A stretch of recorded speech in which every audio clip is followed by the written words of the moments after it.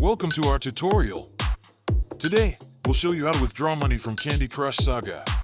First, open your Candy Crush Saga app. Navigate to the main menu where you can see your earnings. Next, click on the Account section. Here, you'll find your total earnings clearly displayed. Now, choose the Withdraw option. This will take you to the payment methods available. Select your preferred payment method, like PayPal or bank transfer. Make sure your account is set up.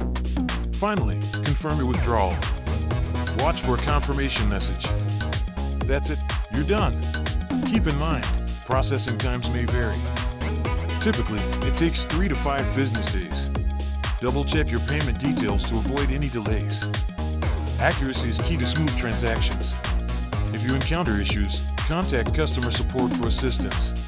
Enjoy your winnings.